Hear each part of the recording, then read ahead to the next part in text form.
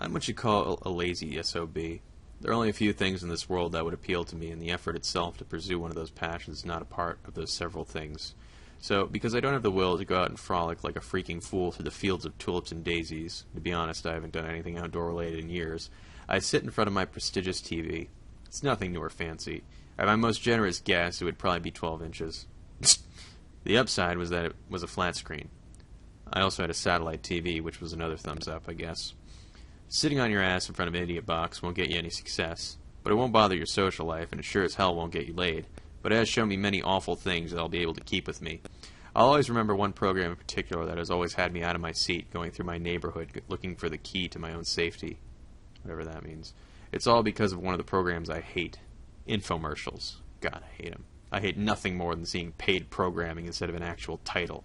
No info, no story, just some host selling America its next top useless gadget. What made this infomercial much more different from all the others was not so much what they were advertising, but how they were advertising it. It was roughly 15 minutes long and was aired late at night, like how most infomercials are. More and more as hours pass, a new question pops up into my head. Recently, I asked myself, how did it air without struggle during the storm? Just a few moments ago, I asked, who put that up for the cable company to air, and how did it even air on TV? My mind can never stay at rest, I swear. It was roughly a month and a half ago when I was up late during a humid summer night. I believe it was around 3 a.m. and it was storming out. Since I was sitting on my gradually fattening ass in front of the idiot box, I started to get a little annoyed at the searching for a signal message played for prolonged periods of time. When it did disappear, it was temporary, and sometimes all that would play would be a digital glitch of whatever was playing at the moment. Then right back for searching for that G-damn signal. I grew tired at the silence of the television. I wanted to hear cars crashing from those caught-on-tape shows, incoherent screams of an audience at a pro wrestling event, or even the laugh of SpongeBob and Patrick.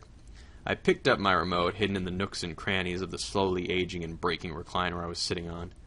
I hit the guide button to see what was playing on the other channels I normally watch. Most of the titles of the programs are gone because of the storm. The satellite was trying to collect data, quote-unquote. I was annoyed and about to fed up with the cable. I was about to turn it off and go to bed, but after scrolling up one more page, I saw text in the program box. All right, I thought to myself. That all right quickly turned into a for frick's sake. That program I thought I was going to see was titled Paid Programming. I humored myself. Most of the other channels I watched were still glitchy and gathering data. I'd rather try to watch something I didn't like so much without the glitches than the best show ever and miss all the greatest parts because of glitches. Rolling my eyes, I highlighted the box with the words paid programming to see the info in the channel, which sparked some questions and oddness. The info for paid programming wasn't what it was usually in the info for infomercials, which was usually the title itself again. The info said, supplies are running out. Not only did the words create an odd and curious atmosphere, they also gave me the feeling of déjà vu. That feeling when you've been there before, experienced this at some point, though I couldn't be sure of anything at the moment. My mind then went to the channel after it was done, trying to figure out the info, but failing. The channel's name and number was one I have not seen before. The channel number was 73, which I don't even remember ordering or even watching. What was even odder was its name. ASK-Y. What does that channel stand for? Why am I only seeing this now? More questions, as if I needed more to comprehend. Eventually, the thinking grew tiresome. I didn't want to think. Just fry a few brain cells, sitting at some host, make a fool out of himself, trying to cash off on some stupid product most people probably won't even need or use. The program was only 15 minutes long. It was scheduled to air at 3:15 a.m. and end at 3:30 a.m.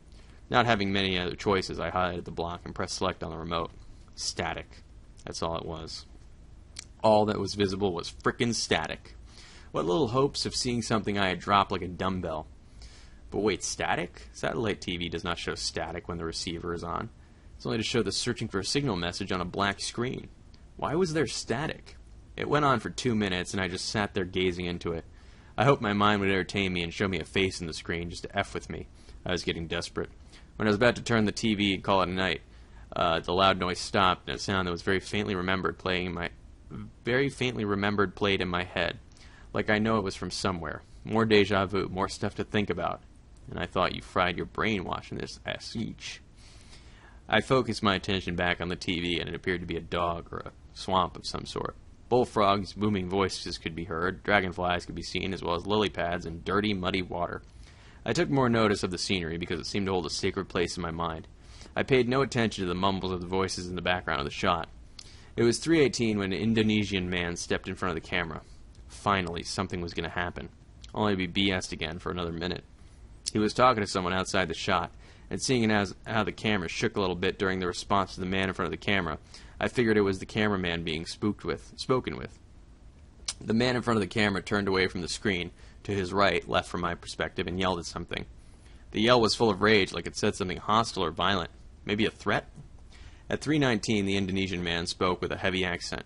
So heavy, most people wouldn't even begin to understand what he was saying. I don't even know. But I was able to decipher most of what this man was trying to say. He started. Good evening. We have yet again another high-quality program available to sell.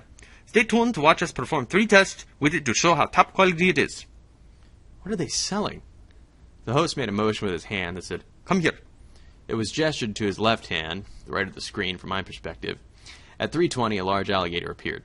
It had jagged and rough-looking skin, and its teeth looked like they had been sharpened with a hard mineral. What?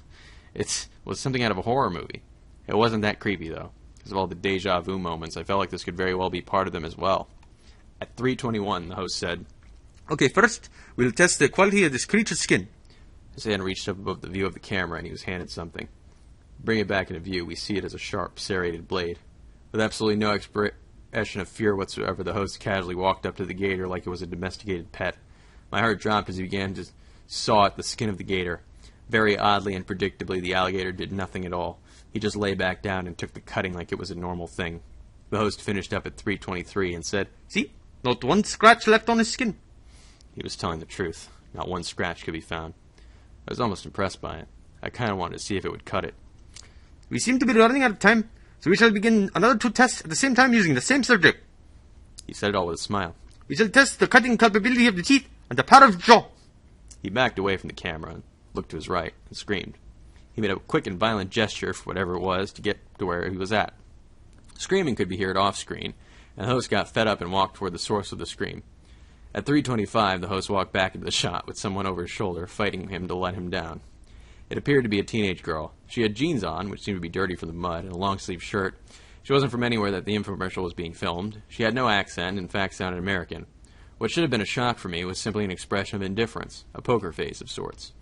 The host was having trouble controlling the girl and gestured for the help of the cameraman. The view shook once, and a fat man wearing a dirtied shirt with khaki shorts was now in view. The cameraman picked up the girl's head by her hair and hit her in the head with a hard haymaker.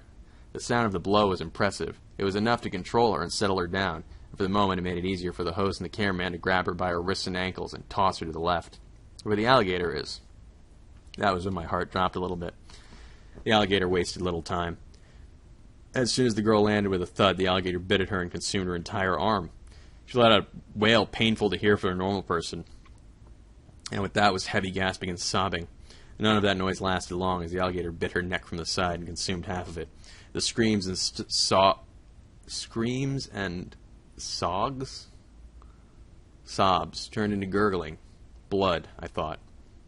The alligator let go of the neck and dug into everything else like it was a feast before death. It went from the neck to the head, consuming it whole. The crackling and crushing sound of the skull made me flinch a little. From there it went to the torso, to the legs, and so on.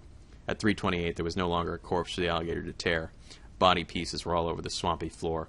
Even the nearby water had a faint red tint in it. The cameraman then went back to the host, who said nothing. He just stared into the camera. He stared through the TV. He stared into me. The stare is what sent chills down my spine. It was like he was watching me, waiting for me to move or say something. When I did move, his eyes followed, and this continued until 3:29, when he said, "Order it soon, because we're all running low on supplies." Even while saying that, he had soul-piercing stare in his eyes. The channel went back to static, and the infomercial was over. All of that night was over to me, but what stuck with me was that stare. From then on, I couldn't sleep as well as I used to. When I closed my eyes, I saw his. When my eyes were open, I saw his entire face. It was happening so often, I considered learning how to live with it. Eventually, I saw him on the television again. His entire face with the stare would be on for 5 minutes, then it would cut to regular programming. I grew fed up with it. I didn't want to see his face anymore. I ended up tossing out the satellite receiver and started reading to forget about him. However, in the small sewers of my deepest system of thought, I had to go back over those questions. I had to ask why I was so sick of seeing the host's face. Well, he's a murderer. I had to look through all my thoughts that weren't fried by the idiot box. Did I not want to see him because of the stare on the screen that I despised so much, or was it because he gave me that stare in the past that said, "We're low on supplies, so help me with this girl. Our restock will be instant"? What? It creeps me out, what he threatened. Creeps me out even more than the thought of being watched through the television screen. You know, that was the end. That was a very interesting story, but it didn't really end in a way that was kind of like, oh, bam, twist. It was just kind of meandered. But the visuals were very good. Seemed like something Rob Zombie would make. It's pretty good. I guess 7 out of 10.